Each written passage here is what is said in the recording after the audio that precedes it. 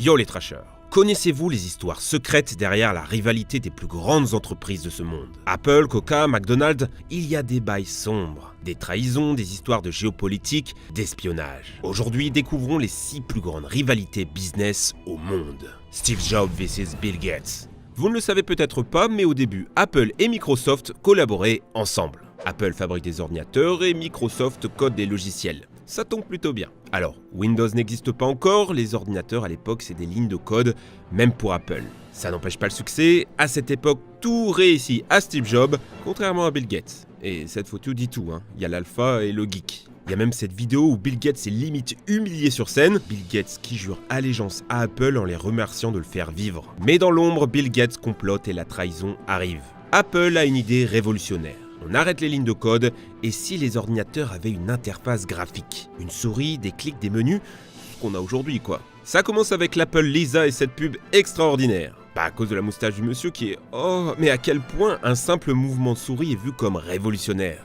Bill Gates passe alors du côté obscur. Il a espionné Apple pendant toutes ces années, reprend son interface graphique, travaille dans son dos, faisant semblant d'être un ami. Il va finalement s'allier au pire ennemi d'Apple, IBM, et lancer Windows. C'est moche mais c'est un succès. Steve Jobs devient fou. Il est obsédé par la trahison, fait n'importe quoi avec ses équipes et se fait finalement virer de sa propre entreprise. Et à partir de là, Apple va morfler. Bill Gates devient l'homme le plus riche du monde et Microsoft la société la plus puissante de l'histoire. Apple, eux, sont au bord de la faillite. 10 ans après, quand Steve Jobs peut enfin revenir dans sa boîte, il la découvre en lambeaux. C'est à lui maintenant de faire allégeance. Microsoft entre dans le capital d'Apple et y injecte 150 millions de dollars. Bill Gates a sauvé Apple de la mort. C'est dès lors officiel, Microsoft sera sur Mac. Un deal humiliant que Steve Jobs doit annoncer sous la huée du public.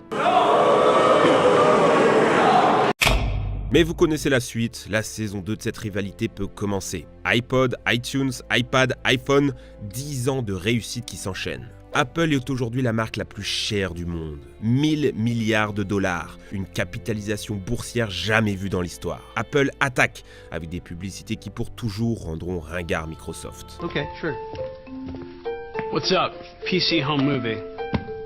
Work in progress? Œil pour œil, dent pour dent, les deux sont maintenant quittes. On les voit ensemble, réconciliés. Leur ennemi commun, c'est maintenant Google. Sauf que pour nos deux amis, c'est la fin. Presque en même temps, Bill Gates quitte Microsoft et Steve Jobs, lui, meurt.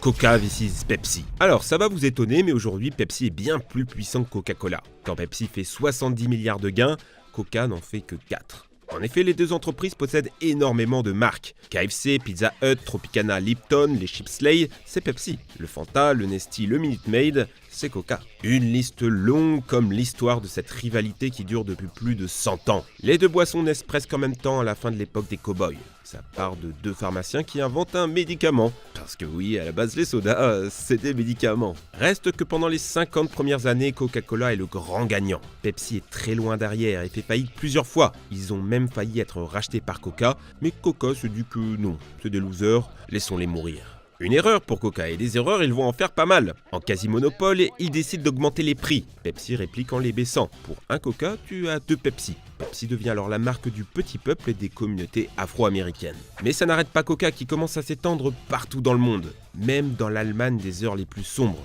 Pepsi, eux, resteront très américains. Et ça va leur permettre de s'approcher des politiques et négocier avec eux un deal historique. Devenir l'un des ambassadeurs de la culture américaine en URSS et obtenir l'exclusivité sur les ventes. Là, c'est le vice-président américain qui fait boire du Pepsi aux dirigeants communistes russes. Et tenez-vous bien, Pepsi a été l'espace d'un instant l'une des armées les plus puissantes du monde, puisque les Russes payaient Pepsi en vodka et aussi en bateau de guerre. En 1985, Pepsi va jouer son plus beau coup. Ils vont lancer une campagne marketing où ils invitaient tous les Américains à tester à l'aveugle s'ils préféraient Pepsi ou Coca. Résultat, la grande majorité préférait Pepsi. Et Coca-Cola va paniquer et faire une grosse erreur. Le truc, c'est que Pepsi a un peu triché. Le Coca était un peu plus chaud, moins sucré, dans des verres moins attrayants. Reste que pour répondre à cette humiliation, Coca-Cola va décider de changer totalement la formule de son Coca. On jette l'ancien et on lance le New Coke. This stuff is great. catastrophe. L'Amérique est furieuse. Pepsi dépasse toutes les ventes de Coca-Cola pendant des mois, si bien que Coca-Cola est obligé de faire marche arrière. Pepsi enchaînera avec une communication tournée vers la jeunesse, le sport, Michael Jackson, David Bowie, Spice Girl, c'est la Pepsi Génération. Des publicités mettant en scène Snoop Dogg ou Jackie Chan qui se moquent littéralement de Coca-Cola, des attaques directes. À côté, Coca reste à l'ancienne et véhicule plutôt une image familiale, communiquant sur la nostalgie de l'enfance, les ours, les Pères Noël, les amis, ensemble. Aujourd'hui, Coca et Pepsi maîtrisent tout ce que vous buvez. Votre thé, votre café, votre eau, votre jus d'orange.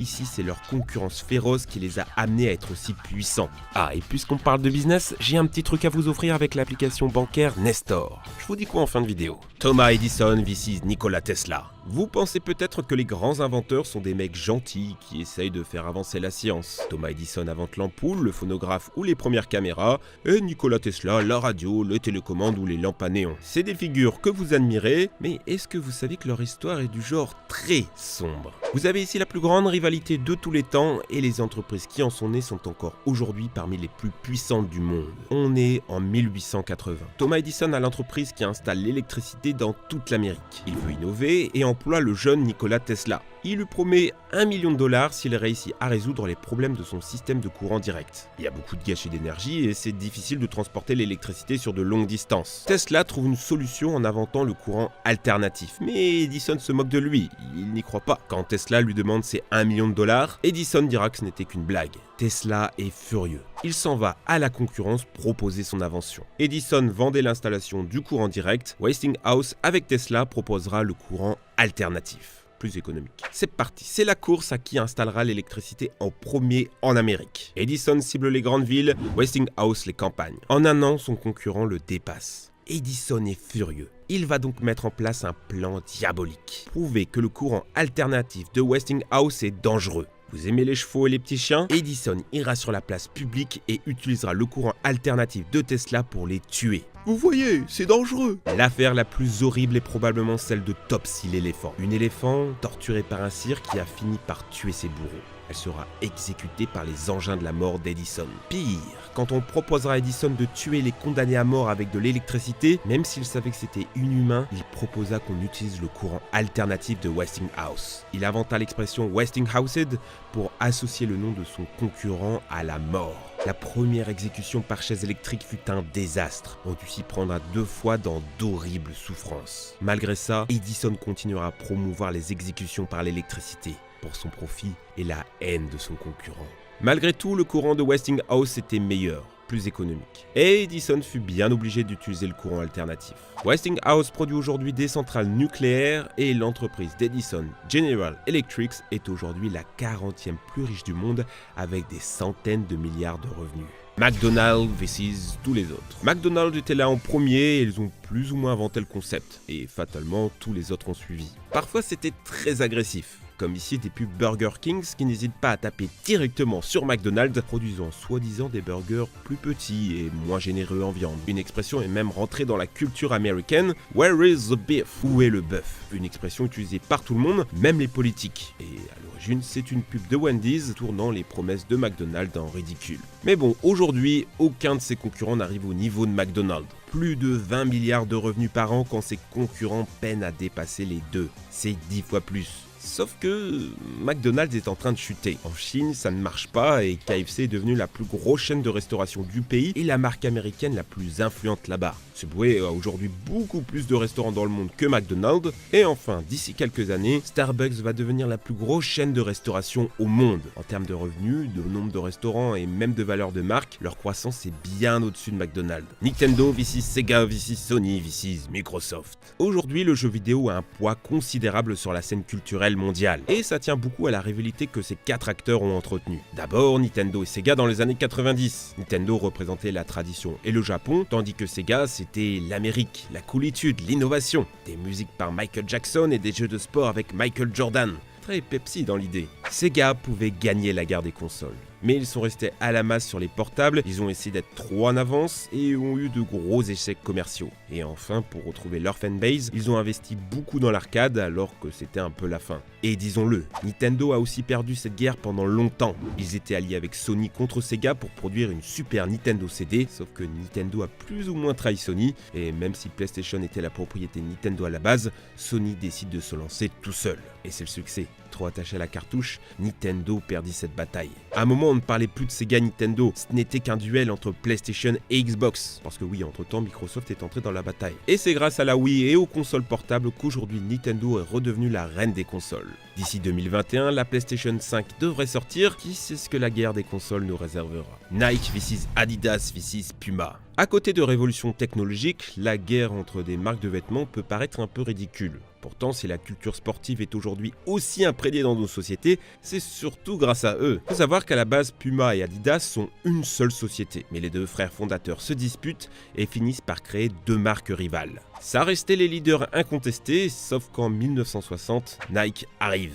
Et si aujourd'hui c'est la 18e marque la plus chère au monde devant toutes les autres, c'est grâce à un coup de poker. En 1980, le basketball est en train de devenir le sport à la mode et il signe avec Michael Jordan la légendaire Nike Air Jordan. C'est l'une des sneakers iconiques les plus vendues au monde et elle génère plusieurs milliards de profits par an. Et à partir de là, Nike se montrera très agressif. En 1994, une patineuse artistique sponsorisée par Reebok se fait attaquer dans la rue et briser les jambes. À l'origine de ce crime, une autre patineuse artistique qui se fera mystérieusement aider pour ses frais de justice par le président de Nike. En 1992, Michael Jordan doit porter un maillot avec le logo Reebok. Il préfère le cacher sous un drapeau américain puisqu'il est en contrat avec Nike. À l'époque, c'est un scandale.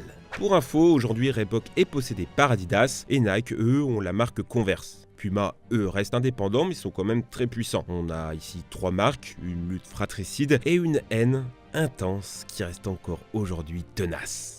Cette vidéo a été rendue possible grâce à un sponsor. Ça m'arrange de vous en parler parce que j'utilise moi-même leurs produits, c'est gratuit, ça change pas mal la vie. Merci à l'application Nestor. Vous allez pouvoir voir sur votre téléphone tout ce qui se passe sur vos comptes pour toutes vos banques en même temps. Ce que vous dépensez, ce que vous gagnez, tout est trié automatiquement. Par exemple, combien vous avez dépensé en nourriture ce mois-ci? Si tu n'as pas Nestor, tu dois tout compter à la main. Au moment où je vais acheter une console ou un truc cher, je regarde sur mon téléphone et je vois si je peux ou pas. Alors, quand on parle de banque, ça peut faire peur. Mais derrière, c'est des gens de confiance. C'est la Maïf, c'est sécurisé, il n'y a pas de stockage de données sur le téléphone. Eux, ils gagnent de l'argent en vendant une version premium de leur app qui permet d'avoir plus d'options. Est-ce que c'est plus utile que la version gratuite? Je vous laisse tester. 3 mois gratuits avec le code APPLI+, bam, c'est cadeau. Je reviens au sujet. Il y a beaucoup d'autres histoires que j'aurais aimé aborder dans cette vidéo. La guerre des chemins de fer en Amérique, la guerre des cigarettiers, la guerre des constructeurs automobiles avec des campagnes pub plutôt rigolotes, la guerre des piles, des cartes bancaires. J'ai découvert plein d'histoires complètement folles. Dites-moi en commentaire si vous avez appris quelque chose dans cette vidéo. Si c'est le cas, n'hésitez pas à partager ces histoires sur internet et à vos amis, de laisser le pouce bleu de l'amour aussi. Merci de m'avoir suivi. Ciao!